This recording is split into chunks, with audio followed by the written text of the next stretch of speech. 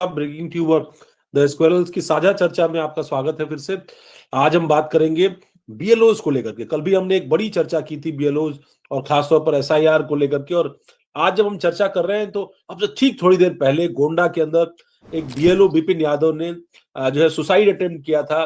Suicide attempt से के बाद जब उनको अस्पताल ले जाया गया तो उन्होंने कुछ बयान दिया है और वो बयान बेहद भावुक करने वाला है। और उस बयान में उन्होंने ये बात कही है कि उनको कार्य का बहुत दबाव था, हालांकि कुछ अधिकारियों के भी नाम उन्होंने लिए हैं। तो ये काफी बड़ी घटना, भावुक घटना जो है इस दौर में हुई है जब एसआईआर पूरे देश में हो रहा है। 12 राज्यों में इस वक्त एसआईआर की प्रक्रिया चल रही है, उत्तर प्रदेश में भी चल रही है। हालांकि उत्तर प्रदेश में मौत का ये पहला मामला है, इससे पहले 16 से 17 के आसपास बीएलओज की पूरे देश भर में मौत हो चुकी है।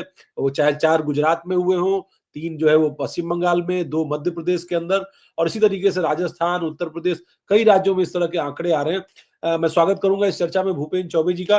सर, स्वागत है आपका। Very sad, Avnish, this latest news which is coming in that Vipin Yadav, the BLO from Gonda, now is no more. I just want to remind all our viewers at Breaking Tube as well as at Squirrels that this is exactly the subject that we had picked up yesterday. Why is it that BLOs, these booth level officers who were supposed to be working in tandem with the Election Commission, why has the entire story of booth level officers ended up becoming so contentious? Vipin Yadav, who's now no more, is not the first person who's given up with his life. And Vipin Yadav is not the first person to have taken this position that they were under extreme pressure. That state regimes, the district magistrates are putting extreme pressures on these BLOs, threatening them with suspensions, threatening them that if you do not really work as per what we're asking you to do, अगर तुम हमारे हिसाब से काम नहीं करोगे, अगर तुम उस डेडलाइन टाइमलाइन के मुताबिक काम नहीं करोगे तो तुमको सस्पेंड कर देंगे। और उस सस्पेंशन के डर के कारण ये जो मौतें हो रही हैं ये अत्यंत दुखद है। मुझको लगता है कि इस बारे में या तो कोर्ट को कोई संज्ञान लेना चाहिए, क्योंकि सरकार ने स्पष्ट प्रण ले रखा है कि स्पेशल इंटेंसिव रिवीजन जो है होनी ही होनी है। उसके लिए बीएलओस को जो काम करना है, कुछ भी करें वो काम हो। अब उसमें कोई मर जाए तो मर जाए। मैं तो ये नहीं समझ पा रहा अवनीश कि उत्तर प्रदेश में हो रहा है। इधर हर दिन अमित मालविया जी जो है बीजेपी के आईटी सेल के हेड, वो लगे हैं ममता बनर्जी को कोसने में, लगे हैं कहने में कि जो भी सवाल उठाया जा रहा है चुनावी प्रक्रिया पर या चुनाव आयोग को लेकर वो सब गलत है। भैया, अगर सब सवाल गलत है, जो आरोप लग रहे हैं वो सब गलत हैं, तो इसका परिणाम क्या है? उत्तर क्या हो सकता है इसका? What can be a potential solution to this ongoing crisis, to this ongoing problem is beyond me. क्योंकि लग ऐसा रहा है ना अवनीश कि इन बीएलओस को हमने छोड़ दिया कि साहब तुम अपने हिसाब से बस वो डेडलाइन मीट करो, जो भी करो लेकिन डेडलाइन मीट करो। अब इस डेडलाइन का ऐसा क्या, ये कैबिनेट का कौन सा फैसला हो गया है, ये मैं नहीं समझ पा रहा अवनीश। नहीं, और इसमें सबसे खास बात क्या है कि जैसे आपने कहा कि कार्रवाई का दबाव है वो बहुत ज्यादा है। कुछ बीएलओज को लेकर के वीडियोस कई सारी जगहों से वायरल हुए। इसमें एक एसडीएम का वीडियो वायरल हुआ अभी कुछ दिन पहले। वो एकदम से इतनी बुरी तरीके से अग्रेसिवली नाराज हुए कि बीएलओ जो है अपने आप को डिफेंड करना पड़ा फिजिकली उसको। वो भी तस्वीर सामने आई। और सबसे ज्यादा जो कार्रवाई हुई है, आप इस वक्त जहां पे बैठे हुए हैं, नोएडा का जिला गौतम बुद्ध नगर का, पूरे प्रदेश भर में सबसे ज्यादा कार्रवाई बीएलओ के खिलाफ वही हुई। और ऐसा क्यों हुआ है? मैं बता रहा हूँ सोशल मीडिया पर एक मीम वायरल है और कई सारे मीम्स वायरल हैं। दरअसल वहां की डीएम है मेधा रूपम, और वो ज्ञानेश कुमार की बेटी, जो मुख्य आयुक्त है, निर्वाचन आयुक्त है देश के, और उनकी बेटी है वो, और वो वहां की डीएम है। अब ये आरोप लग रहा है, मीम्स बन रहे हैं कि भाई मतलब फादर का आदेश है और उस पर जो है एक्शन सबसे ज्यादा बेटी क्या हो रहा है। 60 से ज्यादा बीएलओज और 7 से ज्यादा सुपरवाइजर जो है, 7 से ज्यादा, और 60 बीएलओज, इनके खिलाफ एफआईआर हो चुकी है नोएडा के अंदर अकेले। और आपको मैंने कल एक रिंकी सिंह का उदाहरण दिया था कि रिंकी सिंह एक सहायिका अध्यापिका थी, और उन्होंने बाकायदा चिट्ठी लिख करके डीएम को भेजा और कहा कि भाई देखिए, मेरे से अब ये काम नहीं हो सकता है। तो न सिर्फ बीएलओ के काम से, बल्कि मैं अपने दायित्व यानी नौकरी से भी इस्तीफा दे रही हूँ। जो शैक्षणिक नौकरी मुश्किल से मिली होगी, मैं उससे भी इस्तीफा दे रही हूँ, मैं ये काम नहीं कर सकती। प्रॉब्लम क्या आ रही है? प्रॉब्लम ये आ रही है, हम लोग कल भी ये चर्चा कर रहे थे कि जो वर्किंग आवर्स और जो टाइम शेड्यूल है वो सबसे बड़ा चैलेंज है। आपने तय समय फिक्स कर दिया कि 15 दिन, 20 दिन, 25 दिन के अंदर आपको ये करना ही करना है। तो उसमें क्या है कि डीएम्स के बीच भी इस बात की होड़ होती है कि हम सबसे ज्यादा कर लें, एसडीएम्स के बीच है कि हम सबसे ज्यादा कर लें, डेटा फीडिंग होती है तो बार बार रिव्यू मीटिंग्स होती हैं, इलेक्शन कमीशन कोई रिमार्क न दे दे, इलेक्शन कमीशन कोई या कोई ऑफिसर आपके सीआर में कोई बैड एंट्री न कर दे, भाई देखिए आपको काम किया और आपने काम नहीं किया, और वो अपने फिर नीचे सबऑर्डिनेट्स को करता है। भाई देखिए एसडीएम, डीएम या उनके नीचे तहसीलदार के लेवल पर तो फिर भी एक अस्थायी नौकरी का नेटवर्क है, तो वो उनकी मजबूरी भी है, और वो एडमिनिस्ट्रेटिव जॉब में उनको पता है कि 24 घंटे का उनको काम कर रहा है। लेकिन जो बीएलओ बन रहा है या जो सुपरवाइजर बन रहा है, उसका चैलेंज ये है कि वो तो 10 से 5 की नौकरी करने के लिए इस नौकरी में आया था। लेकिन बियॉन्ड, क्योंकि 10 से 5 तो कोई भी आदमी नोएडा एनसीआर में तो मुझे नहीं लगता 10 से 5 कोई भी व्यक्ति अपने घर में मौजूद रहता हो। नहीं, बिल्कुल सही, काम करने जाता हूं। मैं तो इससे अपने सभी दर्शकों से मैं ये सवाल पूछना चाहता हूं कि आप लोग जरा बताएं, कृपया आप लोग please log in on breakingcube.com और squirrels.in, you know where to find me on my Twitter handle। आप हमें डीएम करें, आप हमें भेजें, आप हमें बताएं कि क्या आप लोगों के जो अनुभव है बीएलओ के साथ वो किस प्रकार के रहे हैं। भाई देखिए, मैं आई मस्ट बी ऑनेस्ट, मैं तो बीएलओ से नहीं मिला, क्योंकि मैं बाहर था। जब मेरे ही नाम का मेरा मत जो है यहाँ नोएडा में है, मेरे ही नाम की जो पर्ची जो आनी थी, जब वो मेरे घर में आई, तो उसके बाद बीएलओ ने आके साफ बोला कि साहब देखिए ठीक है वो भूपेंद्र जी हैं, लेकिन हमारी ये डेडलाइन है, इस समय सीमा के अंदर हमको चाहिए। मान लीजिए अगर मैं वापस नहीं आया होता, या मान लीजिए मेरे घर में ताला लगा होता, दिल्ली में प्रदूषण है, डॉक्टर वहां पे एम्स में ये कह रहा है कि अगर दिल्ली में रहते हो, एनसीआर में रहते हो तो छोड़ के चले जाओ, अगर आप जा सकते हो तो यहां से छोड़ के चले जाओ, अगर तुमको जान प्यारी तो चले जाओ। भाई जान प्यारी है तो दिल्ली छोड़ के चले जाओ, एनसीआर छोड़ के चले जाओ, नोएडा छोड़ के चले जाओ, और अगर छोड़ के जाओगे तो तुम्हारा वोट फिर कैंसिल हो सकता है, तो फिर बीएलओ को तुम निपटो। बीएलओ बेचारा, मतलब मेरी सहानुभूति है बीएलओ के साथ भी। कितने मैं ऐसे लोगों को जानता हूं यहाँ पर, जहां पर मकान मालिक जो कि जिनका घर यहाँ है लेकिन वो शायद संभवतः यहाँ से बाहर रहते हैं, बीएलओ आप जानते हैं अवनीश क्या कह रहे हैं, वो फोन कर रहे हैं मकान मालिकों को, और मकान मालिकों से कह रहे हैं कि आप सिर्फ और सिर्फ ये करिए कि आप फॉर्म भर के उसमें आप अपलोड कर दीजिए, आप कह दीजिए कि आप यहां नहीं रहते हैं। ये किस प्रकार की प्रक्रिया है ये? मतलब we want these BLOs to act like Superman, Supermen, Superwomen or what? It's not going to happen, which is why I'm not surprised that BLOs, poor things are paying for their lives। जरा बाकी जरा उत्तर प्रदेश के शहरों के बारे में बताइए मुझे अवनीश, क्योंकि कमोबेश बहुत, अभी हमने देखा सेंट्रल यूपी में, मेरे ख्याल से इटावा में या कहीं से कुछ ऐसी खबर आ रही थी, अब हम गोंडा में देख रहे हैं। ये पूरे प्रदेश में ही क्या एक माहौल, बीएलओ के मन में क्या डर का जो माहौल है या उदासीनता का माहौल है, क्या पूरे प्रदेश में है क्या?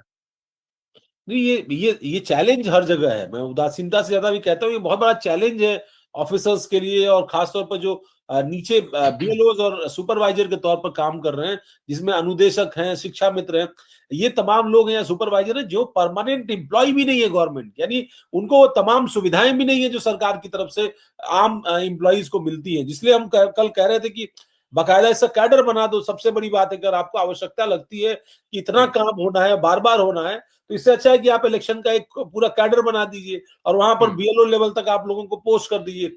आप अगर गूगल पर ही, आप किसी और ऐप को छोड़कर गूगल पर ही आप ये डालते हैं कि यूपी में बीएलओ के खिलाफ कहाँ एफआईआर हुई, तब आपको मिल जाएगा लखीमपुर खीरी में हुई है, लखनऊ में हुई है, कानपुर में हुई है, महोबा में हुई है, जो है झांसी में हुई है, आगरा में हुई है। मतलब जिलों की, मतलब शायद ही कोई ऐसा एक आधा जिला कोई बचेगा जहां पर आप ये कह पाएंगे कि यहाँ तो एफआईआर नहीं हो पाई है, यहाँ पर चीजें हुई है। लेकिन चूंकि ये चैलेंज यूनिवर्सल है, इसलिए ये प्रॉब्लम भी इसको लेकर के घटनाएं भी यूनिवर्सली हो रही है, मतलब समूचे देश में हो रही है, उन तमाम राज्यों में नहीं। अगर बंगाल में हो रहा है तो गुजरात में भी हो रहा है। गुजरात में नहीं, लेकिन चूंकि देखिए उत्तर प्रदेश हमेशा से सियासी तौर पे सबसे ज्यादा महत्वपूर्ण रहता है।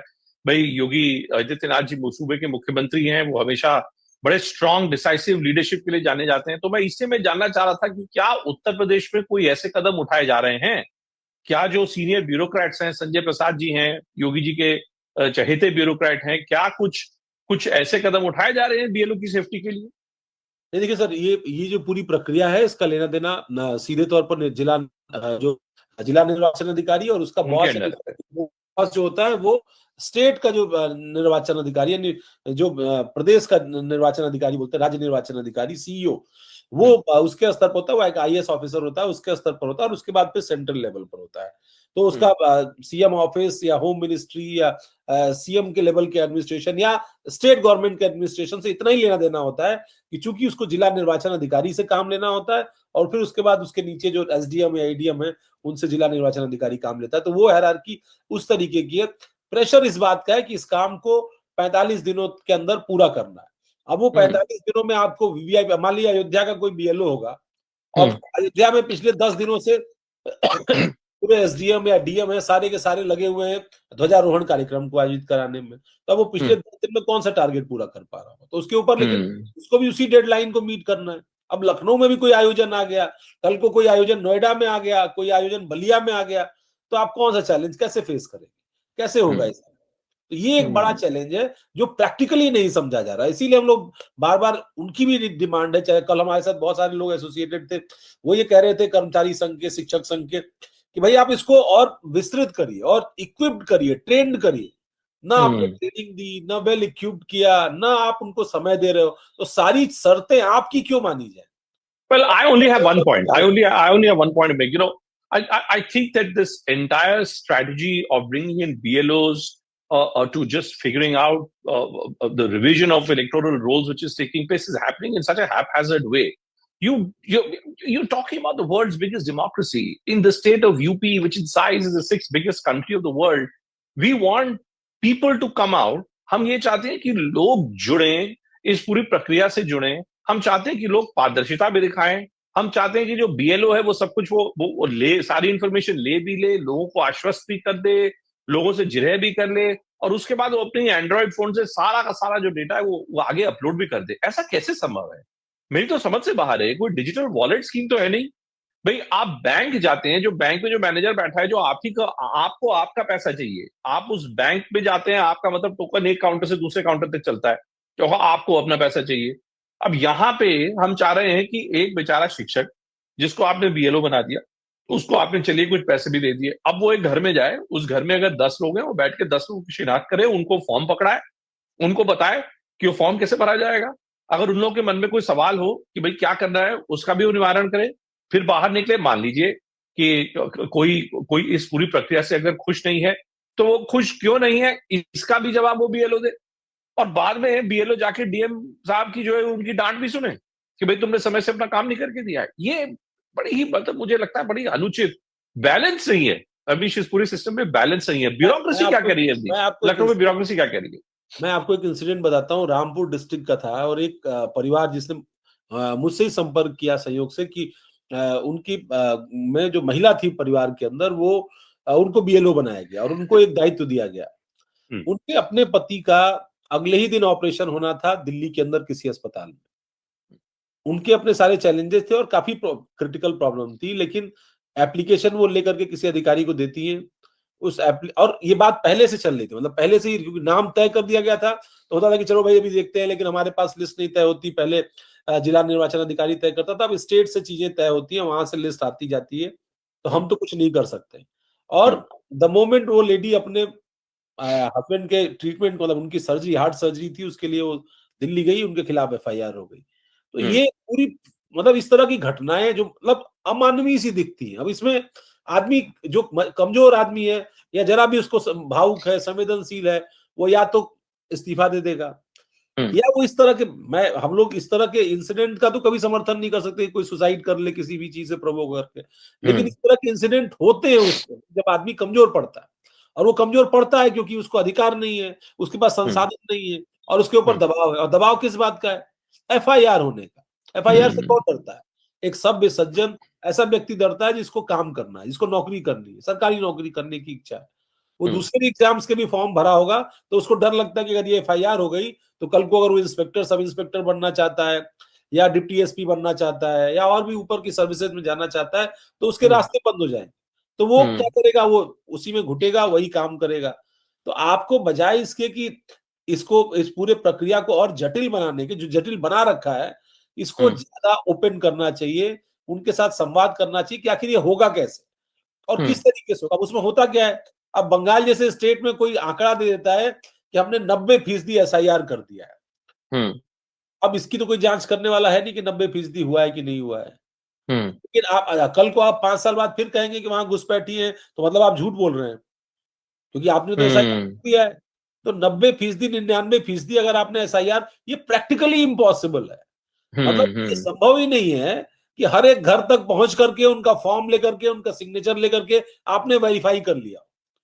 इतना आसान था। तो आपको जातिगत जनगणना करनी है, नहीं, सेंसस बहुत लंबे समय से पेंडिंग है, भारत में होना ही होना है। आप उसी बजट के साथ मिला करके और इसको एक बड़े बजट के साथ करते, बड़े तंत्र के साथ करते, तो आपकी जनगणना का काम भी पूरा हो जाता, जिसके नाते बहुत सारी स्कीम्स प्रभावित हो रही है, बहुत सारा पॉलिटिकल जो है लाइन प्रभावित हो रही है आपकी, आप उस काम को भी कर लेते और ये काम भी पूरा हो जाता साथ ही बड़ी साथ। विचित्र बात है, बड़ी विचित्र बात है. And I think the time has come now with the latest incident being reported from Gonda as well.